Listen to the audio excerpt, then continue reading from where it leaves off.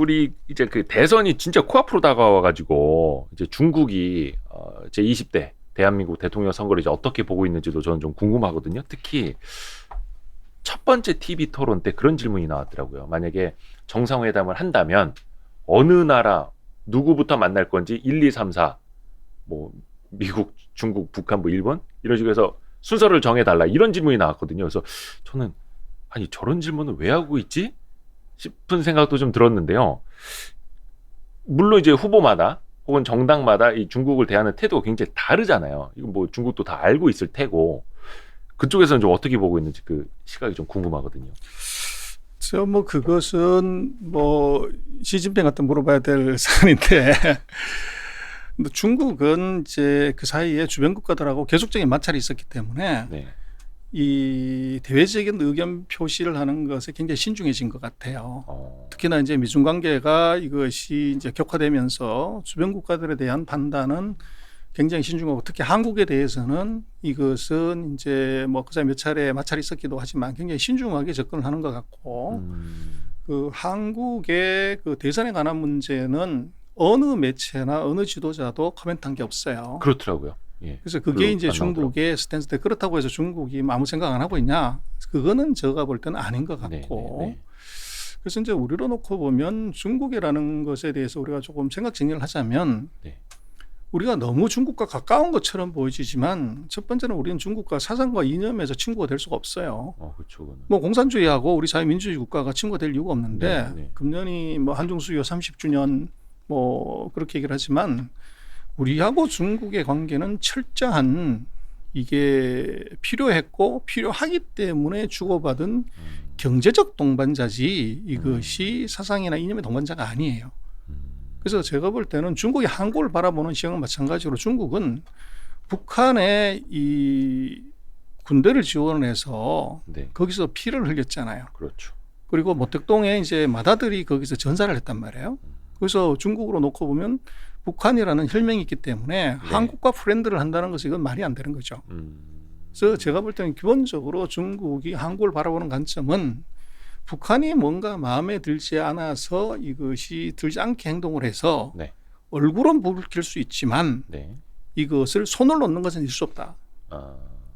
그러나 한국하고는 그런 관계가 전혀 아닌 오로지 이 경제적인 필요에 의해서 서로 이제 주고받는 관계이기 때문에 한국이 경제적으로 의미가 없다고 하면 한국은 언제든지 버릴 수 있는 그런 관계라는 거죠. 그래서 지금 뭐 한순간의 관계에 있어도 뭐 언론에서나 막 그렇게 많이 얘기하죠. 한국의 지금 정부가 뭐 친중 정부다 뭐 이렇게 얘기를 하지만 정말 중국이 한국을 친중 정부라고 생각할까요?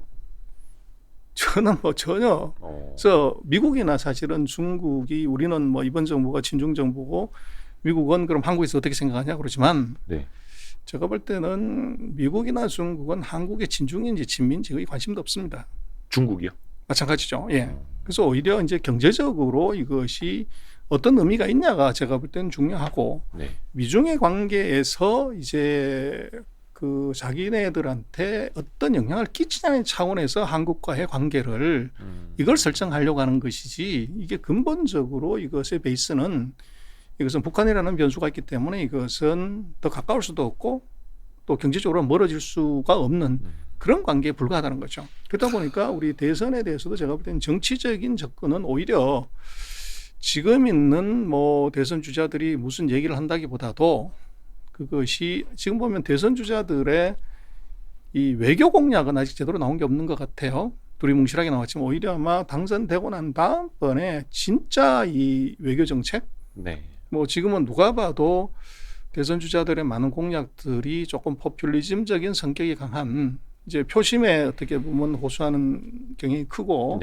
그러나 이제 뭐 결정이 되고 당선이 되고 나면 아마도 포퓰리즘하고 현실하고는 그것은 버려야 될 것이 있고 취해야 될 게 있을 거예요. 그래서 오히려 아마 미국도 그렇고 그 중국도 이것이 대선 공약을 중심으로 좀 보고 있을 것 같고 오히려 당선되고 났을 때의 외교 정책 아마 그걸 이제 심각하게 분석하고 거기에 대한 대응을 가져갈 것 같고 아마 대선 중에서는 아마 중국이 한국에 대한 의사 표시, 의견 표시는 뭐 거의 할 가능성이 없어 보입니다.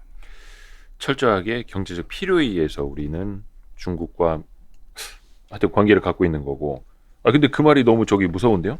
필요성이 떨어지면 언제든지 버릴 수 있는 게 중국 입장에서 보는 한국이다. 근데 우리나라는 어떻게 보면 중국 의존도가 점점 더 커지잖아요. 그러니까 수출 비중이라든지 거의 한 3분의 1 가까이 이제 중국의 비중이 있다 보니까, 그러면은 그들은 어떻게 보면 한국이라는 시장의 필요성이 낮아질 수도 있는데 우리는 점점 더 그게 높아지는 상황이고, 그럼 너무 이게 미스매치가 되는 거잖아요. 그래서 우리로서는 이제 지금 홍콩까지 포함하면 우리 대중국 수출 비중이 한 30에서 35%까지 가요. 네. 최대 비중인데 이제 우리가 여기서 조금 생각해 봐야 되는 것은 대중국 수출 비중 중에서 특정한 아이템 하나, 네. 반도체를 빼고 나면 어떻게 되냐. 이걸 빼고 나면은 우리나라 대중국 수출 비중이 최근 5년, 6년 사이 계속 줄어들고 있어요. 그래서 그 얘기가 이제 우리가 좀 냉정하게 봐야 되는 부분이고, 그래서 반도체에 착시가 있다는 거죠. 그래서 반도체만 이제 빼고 나면 중국이 한국에 대한 기대, 협력의 정도, 이 부분은 계속 줄어들고 있다고 봐야 돼요. 그래서 뭐 우리가 중국하고 아까도 말씀을 드렸지만 이제 협력하고 이제 무역하는 가장 큰 이유는 돈이죠. 무역수지 흑자가 우리나라 전체 무역수지 흑자의 83%를 중국에서 벌고 있기 때문에 중국이 우리한테 중요한 것인데, 네. 문제는 반도체라는 아이템 하나를 빼버리면 우리나라의 전통 제조업의 대중 무역 흑자는 작년에 보면 적자입니다. 그렇죠, 그렇죠. 그래서 이제 거기에 우리의 심각성이 사실은 있는 거죠. 또 어떻게 보면 이제 중국에서 갖고 있는 뭐 히토류라든지 앞부분에 이야기하셨던 2차 전지 핵심 소재들이라든지 이런 것들은 또 중국 의존도가 엄청나게 크고, 얼마 전에는 그 요소수 하나 우리가 부족하면은 이게 전국의 물류망이 설 수도 있겠구나라는 걸 이제 뜨끔하게 또 느꼈기 때문에, 그런 측면에서 보면은 중국이 손 하나만 까딱해도 한국의 경제를 진짜 좌지우지할 수 있는 그런 상황이잖아요.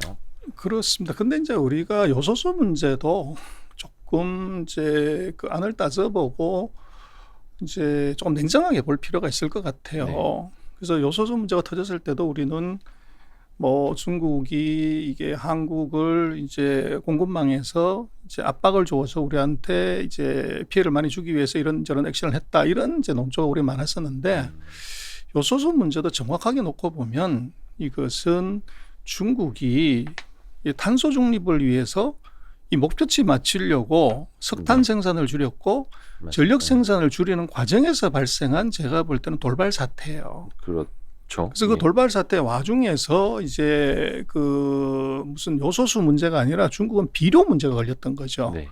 그래서 비료 문제를 해결하려고, 우리도 마찬가지지만 농사 짓는데 필요한 비료가 모자란다고 하면 수출 부분에 대해서는 당연히 내수로 전환할 수 있는 그런 이제 정책을 쓸 수밖에 없어요. 네, 네, 네.